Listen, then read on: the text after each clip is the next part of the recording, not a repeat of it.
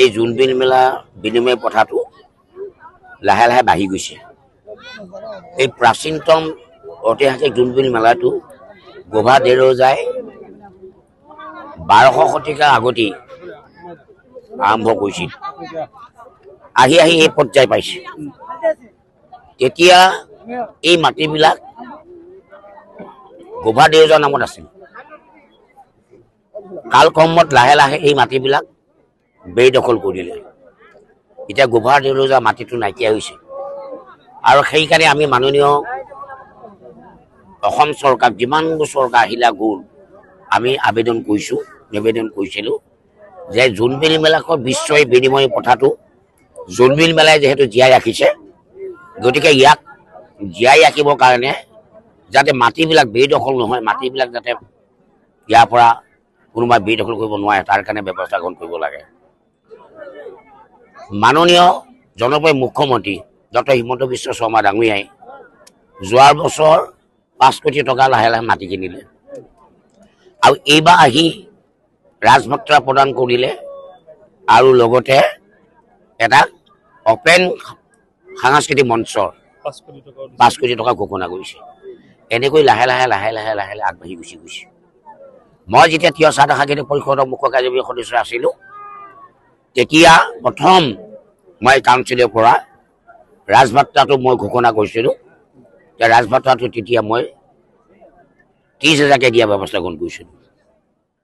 তাৰপিছত যেতিয়া অসম চৰকাৰক মই আবেদন কৰিলোঁ যে আমাৰ ৰজাসকলৰ ভাত্তাটো বঢ়াব লাগে, লাহে লাহে প্ৰতিখন চৰকাৰে বঢ়াই গৈ আছে আৰু মাননীয় জনপ্ৰিয় মুখ্যমন্ত্ৰী হিমন্ত বিশ্ব শৰ্মা ডাঙৰীয়াই এইবাৰ ভাত্তাটো বঢ়াইছে। গতিকে আমি এইটো ভাল পদক্ষেপ। গতিকে এই প্ৰাচীনতম ঐতিহাসিক জোনবিল মেলাটো ধৰি ৰাখিবৰ কাৰণে অসমৰ জাতি বৰ্ণ নিৰ্বিশেষে সকলোৰে দায়িত্ব, কাৰণ বিশ্ব এটা বিৰল এই বিনিময় প্ৰথা। আমাৰ পাহাৰৰ মামা মামীসকলে তাত কেঁচা সামগ্ৰী উৎপাদন হোৱা লাৰু কচু বেঙেনা যিমানবোৰ আছে আৰু এটা বস্তু আনে, তেওঁলোকে ঔষধ জাতীয় বস্তু আনে, নিলিকত।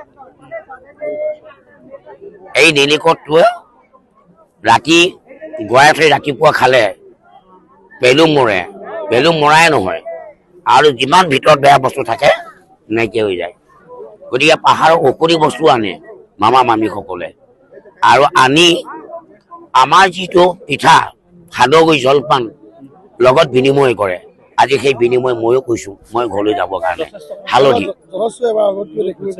তাৰ মাজতে এটা কথা আহিছে যে যিখন আপোনাৰ জোনবিল, য'ত ৰজাই যোনটো দেখি নাম ইয়াৰ কৰা হৈছিলে জোনবিল, কিন্তু যথেষ্ট নদীখন সংকুচিত হৈ আহিছে। মই জোনবিল মেলাখন মোৰ দিনত মই খান্দি দিছিলোঁ, বেদখল হৈছিলে, মই বেদখল মুক্ত কাৰণে খান্দি দিছোঁ। আকৌ লাহে লাহে বেদখল হৈ আহিছে। সেইটো এটা বেয়া পদক্ষেপ গ্ৰহণ কৰিছে। গতিকে আমি সকলোৱে লগ লাগি সেই বেদখলবিলাক উচ্ছেদ কৰিব লাগিব।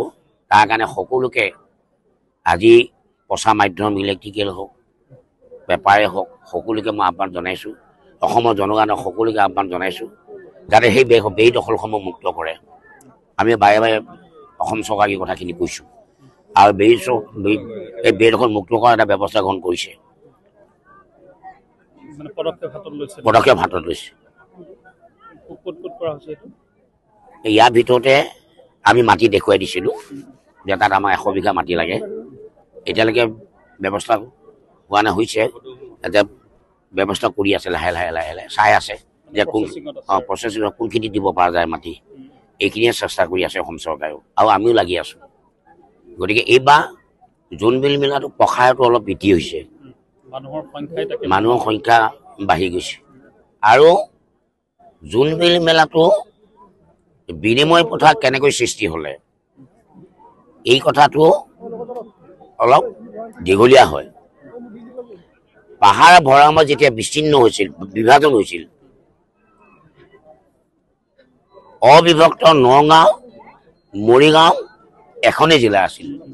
যেতিয়া কাৰ্বি আংলং যেতিয়া পৃথক হ'বলগীয়া হ'ল, তেতিয়া তিৱাসকল অধিক সংখ্যক তিৱা ভাগ হ'ল, মধ্য অসমেই হওক আৰু অসমৰ ভাগ হৈ গ'ল।